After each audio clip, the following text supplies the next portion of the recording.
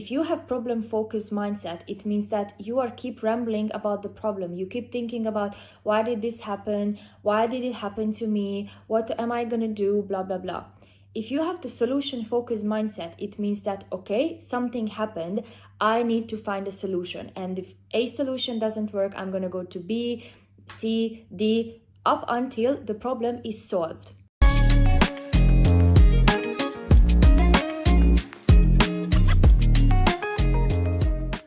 Hi everyone, welcome back to my channel, or if you are new, welcome to my channel. I'm Dorka, and my aim with this channel is to create a safe space for you and just to talk about some mental health problems which I think needs to be talked about. This is why I brought you this week's video, which is going to be about how every problem in life has a solution. The reason why I decided to make this video is because so many times in life I felt like I was super low, I was feeling very bad, and I just kept thinking that, there's just no solution. Like, I just cannot keep going. Whether if it was relationship or family or work or even school problems, there were some times when I really felt like, okay, this is the end. I just cannot push myself. However, as I look back now on these moments, I realized that even though at that moment you think there is no solution, or at that moment you think that you just cannot keep going, at the end of the day, every single problem in your life has a solution. And that's why I would like to emphasize this video, and I would like to share my thoughts or my tricks with you. I almost managed to implement these 5 tricks that I will bring to you in this video. But the thing is that no matter what happens in your life, there is always a solution. It's very hard to put your mind into this solution-focused mindset, which means if you have problem-focused mindset, it means that you are keep rambling about the problem. You keep thinking about, why did this happen? Why did it happen to me? What am I gonna do? Blah, blah, blah. If you have the solution-focused mindset, it means that, okay, something happened. I need to find a solution. And if A solution doesn't work, I'm gonna go to B, C, D, up until the problem is solved. So what are the 5 tricks that I try to use in my everyday life, regardless if it's a small problem in your everyday life or if it's something related to a bigger problem? The first thing that I keep telling myself every time I face a problem and I think, okay, there is no solution to it, is that every time I had a problem in the past, there was always a solution. If someone asks me, okay, tell me one time when you had a problem and you didn't have a solution to it, I couldn't say. Because every single time I was facing a problem, I always knew that I have 3, 4, 5 solutions.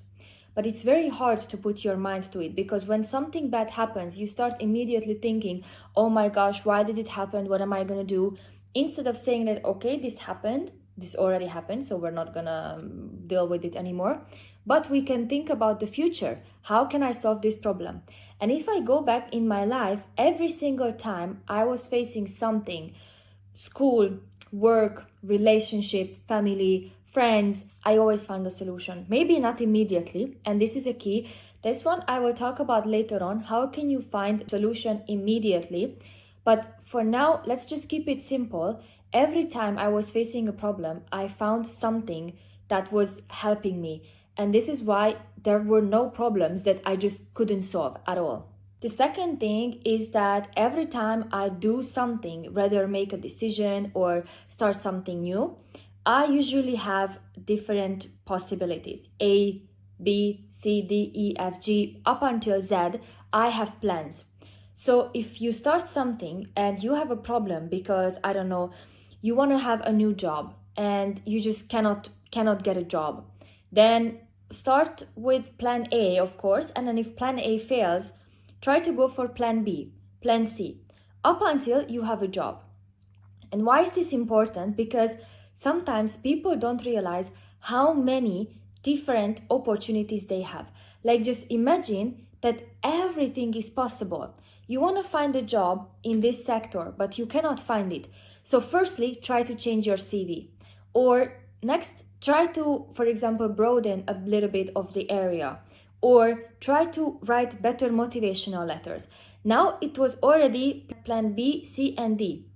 And then if still this doesn't work, try to maybe register for more job pages, like job websites, and then you keep going until you find a job. Sometimes people don't realize actually in reality how many different opportunities they have, how you can just literally go from 0 to 100 if you just open your mind a little bit and try to think about everything what you can do. The third one is my favorite, and this is what I keep telling myself every time I face a problem, is that we have in this life winners and we have losers. The only difference between a winner and a loser is that the winner didn't give up. So if I think about a problem and I'm like, oh my gosh, I cannot solve this problem, my life is over, what am I gonna do? I just keep thinking about people that already won with the problem I have. For example, if we go back to having work, you know that there are people working in that certain area where you also want to work. What's the difference between you and those people that already have the job? The only difference is that those people didn't stop. They kept applying to jobs. They kept writing better motivational letters or CVs. That's the only difference. They can be more talented, they can be richer, they can have families in that given area, but not everyone. There were people exactly like you, but the difference is that they kept going and you didn't. This is why this is one of the most powerful thoughts that I have when it comes to solving a problem, is that we have winners in this life and we have losers. Losers are not losers because they deserve to lose or they deserve to be sad. Losers are losers because they give up.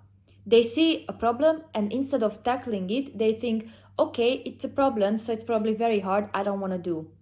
And you, on the other hand, should be a winner that says, okay, it's a problem, let's tackle it. Plan A didn't work, plan B, plan C, plan D, blah, blah, blah. Up until the point where you say, okay, I have a job, I'm a winner. The fourth one is remember why you started. This might sound cliche, I admit, but for example, if you embark on a journey to lose weight and you start doing it and you face a problem, you are not losing weight, okay? Firstly, try to change your ways. Going back to the second point, you have many possibilities.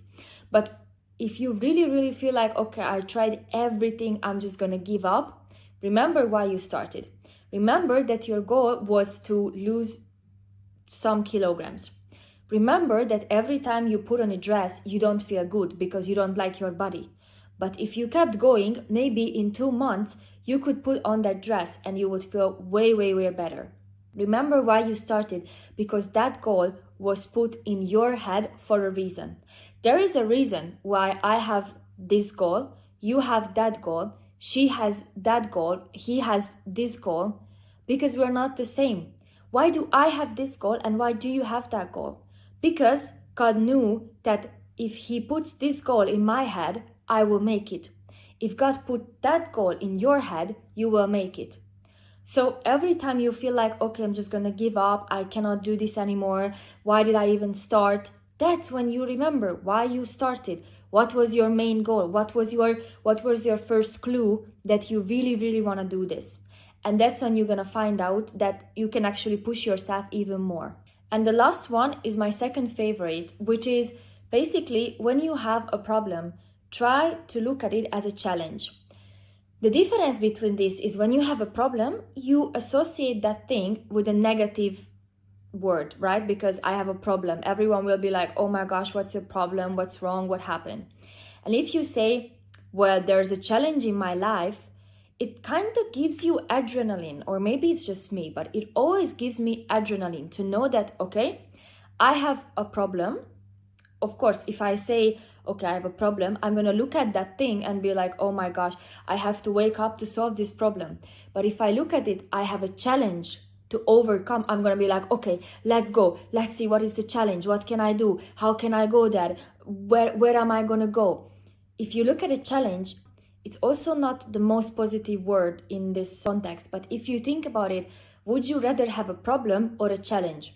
A challenge is way more positive than the word problem itself.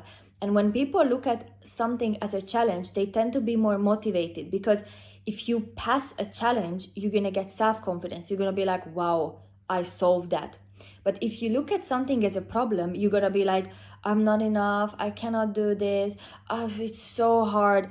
then of course you're not gonna be motivated. But if you look at it as a challenge, it's gonna be way easier, way quicker to get over this problem.